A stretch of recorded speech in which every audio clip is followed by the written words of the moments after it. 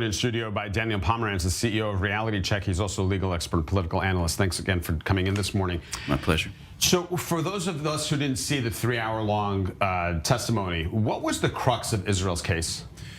Well, Israel did an excellent and very solid job of responding to South Africa's allegations. South Africa's case is actually, from a legal point of view, very weak. If you take away the ideology and the rhetoric, just legally, it's an embarrassment to the practice of law. And Israel did an excellent job of demonstrating that South Africa had effectively acted as if the October 7th attacks had never happened, as if some of the measures that Israel had taken to protect civilians were in fact a violation of law, when in fact that they are a manner of implementing the law.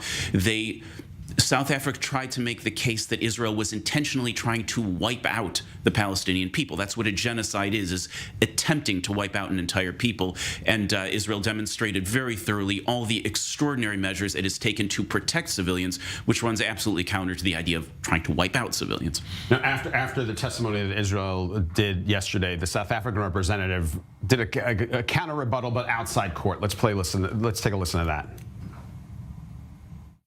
The state of Israel today has failed to disprove South Africa's compelling case that was presented before the court yesterday. We stand by the facts, the law, and all the evidence we have submitted yesterday. And we believe and stand very confident that those facts, the law, still are in violation of the Genocide Convention. So, in a world where we're all about sound bites, all about TikTok videos, it seems why South Africa used emotions, Israel used facts, but don't let facts get in the way of a good story. Well, there's actually a danger that's much more severe than the battle for PR or for TikTok views. And that is that while South Africa's case is very weak legally, they're not in this to win. That's not their goal, and that's not what they need to achieve. South Africa's goal is to just get a temporary emergency order for a ceasefire. Now, in a vacuum, that sounds like it would make sense. Until we figure this out in court, everybody just stop. But in reality, it hands Hamas a victory. First of all, because the International Court of Justice does not have jurisdiction over Hamas, so they would be able to prevent Israel from firing. Meanwhile, Hamas would continue firing. It would be a ceasefire in which Israel ceases and Hamas fires. The hostages would remain in captivity, being tortured and, as far as we know, raped on a daily basis. There was no mention of the hostages as part of the relief and the lawsuit, the 84-page lawsuit. There was no mention of the hostages being released. There's no mention of the massacre itself. It was effectively it completely divorced from reality. But it doesn't need to be. All South Africa needs to show, and the evidentiary threshold is very low, is that there's some case that needs to be explored. And Israel has to show that there's absolutely no chance of any case. Now, if South Africa can show that there's even something to explore, they're going to attempt to get that emergency order. And that emergency order puts Hamas in a position where for years, this litigation will take years. During that time, Hamas will regroup, rearm, get refunded. And meanwhile, if Hamas launches more attacks and Israel responds to those attacks while such an order is in place, Israel will have violated an order of the International Court of Justice. What do you make of what Israel did yesterday in court? When I listened to a lot of it, they talked about the fact that if there was anybody who should be put up on genocidal charges, it should be Hamas. But they're not represented. South Africa is acting as their agent. Yeah. But they're not represented. Well, what Israel is doing is making the case that it has to, which is, number one, that there is absolutely no case against Israel, and it's absurd to make the case that there is. And number two, that even an emergency temporary order would cause severe harm. So Israel's point, on the one hand, from a public relations point of view, it's saying, look, Hamas committed a genocide. A genocide doesn't mean you've killed all the people it means that you've attempted to. Or had intent to.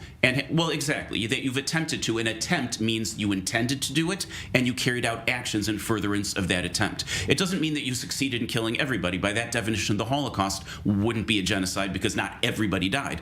But Hamas intended to and attempted to carry out a genocide, and therefore that does qualify as a genocide. That's important not just for PR reasons, because it shows that an emergency order would put Israel in danger of being once again a victim of Hamas's genocide, which they've clearly said they intend to do again and again and again. And the only thing, literally the only thing in the world preventing that is Israel's military defense.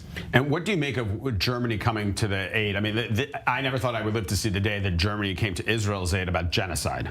Yeah, Germany's come to the aid. Canada has also stepped forward. The United States has said that the accusations are baseless. We're seeing a significant support from a number of quarters, and actually, I'm gratified. I'm not surprised. Germany has, for a number of years, become increasingly supportive, and yet I still find myself concerned that the support is by way of saying that the claims of genocide are absurd and inappropriate, which is correct. But will those countries also be equally supportive of not allowing any kind of emergency temporary measure? Because that is, in my mind, even more dangerous. To have Israel branded with a PR loss would be bad enough, but to have the IDF's hands tied, to effectively make Israel armyless, would mean a true military victory for Hamas and a true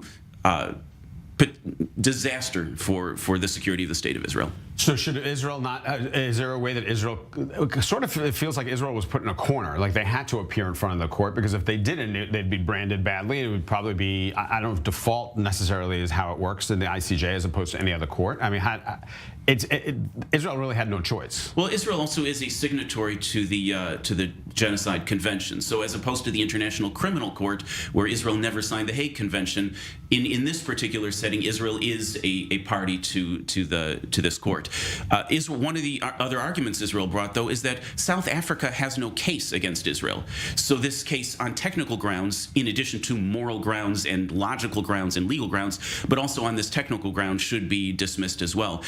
It's critical for Israel to show up, because if not, the consequences in this case are more than just the consequence of public relations. It's a consequence that could actually impact Israel's ability to function. And we should be clear, I think there's been sort of in Israel an attitude of shmoom, the famous Ben Gurion quote. Yeah. Okay, yeah. David Ben Gurion used to say that, what do we care about what some international body says? We're going to defend ourselves the way we need to. And in a vacuum, that's correct.